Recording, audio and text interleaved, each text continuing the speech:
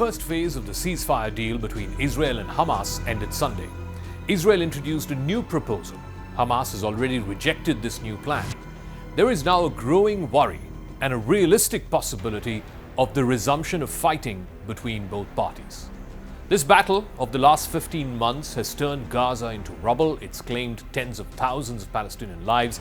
It has endangered the remaining hostages who are in Hamas custody. Both sides are now taking two different and diametrically opposite routes.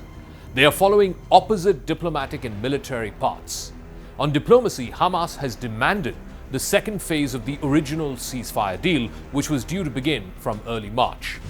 That phase, the second of the earlier ceasefire deal, would end the war.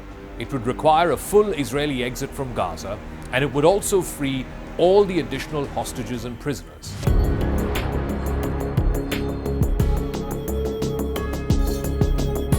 Instead, Israel has proposed a 7-week extension of the current ceasefire.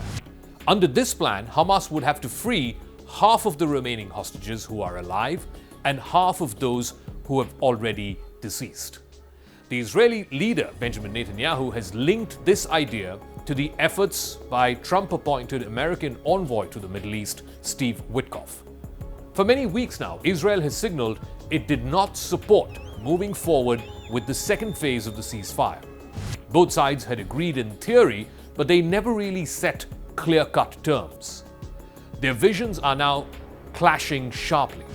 The Israeli Prime Minister repeatedly said that Hamas must dismantle its entire civilian governance and its armed military wing. His coalition partners in his government are also sharing the same view. Hamas has indicated strong willingness to relinquish control of the civilian affairs in Gaza, but it is firmly refusing to dissolve its military wing, which is the Qasem Brigades, which remains the core of its power in the war-torn Gaza Strip. This new proposal seems designed to replace the current ceasefire agreement. It would let Israel recover dozens of hostages and many of the remains of others who have died. This plan avoids a full-fledged commitment from Israel to end the war once and for all. However, it fails to resolve the deep differences over what shape and form a final peace will take between Israel and Hamas. At a government meeting over the weekend, Israeli Prime Minister Benjamin Netanyahu said the plan included a temporary ceasefire. This break, according to the Netanyahu plan, would happen during the Muslim fasting month of Ramadan, which has begun this week, and the Jewish Passover, which is expected later this month.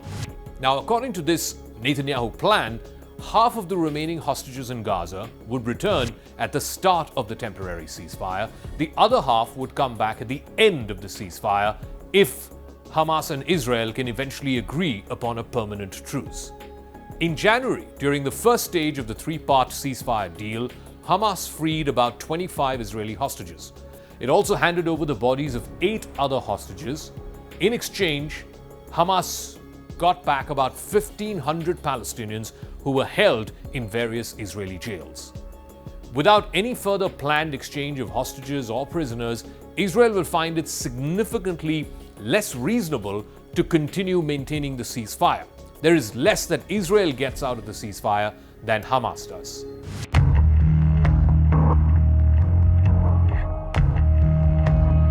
But right after the Israeli government's proposal, this new idea floated by Prime Minister Benjamin Netanyahu, Hamas has dismissed it.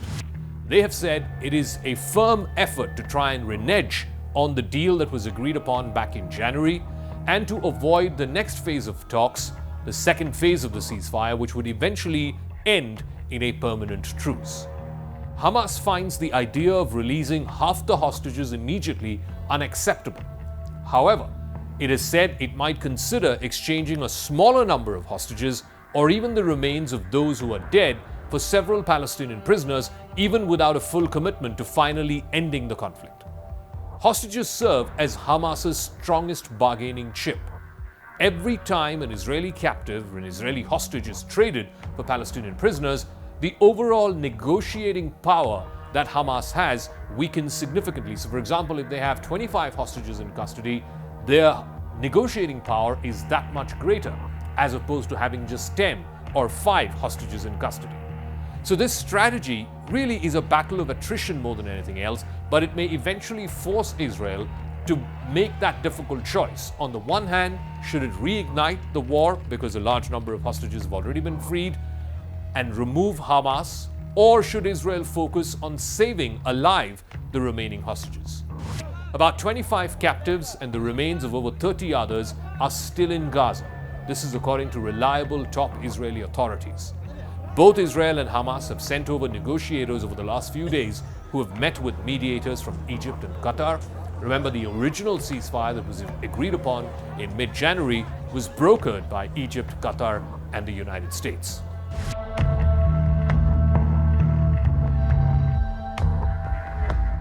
Even as ongoing diplomatic talks continue, both sides are actively preparing for the possibility of a renewed large-scale conflict. Israel has prepared extensively for a new and intense campaign in Gaza.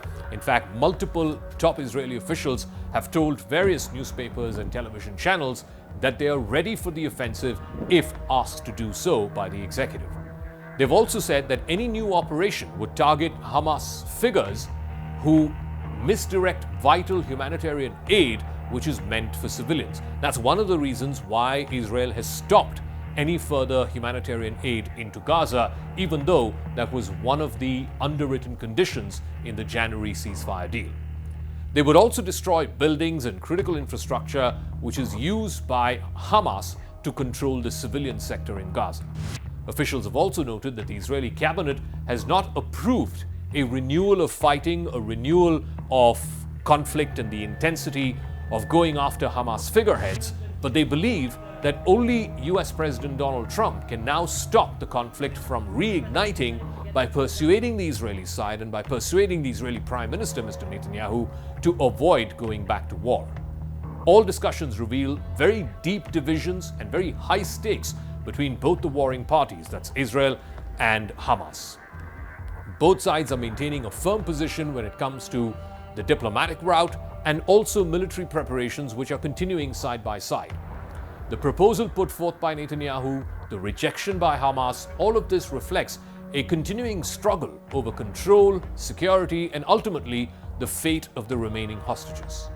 This complex situation leaves very little room for compromise. It also heightens the risk of renewed conflict. Some are saying it could start as early as this week if Netanyahu is able to convince the Israeli cabinet to further continuing the war, and if he also gets a buy-in from the Trump administration. Overall, given these two extremes, given that this temporary proposal has already been rejected by Hamas, the future of Gaza remains perilously uncertain.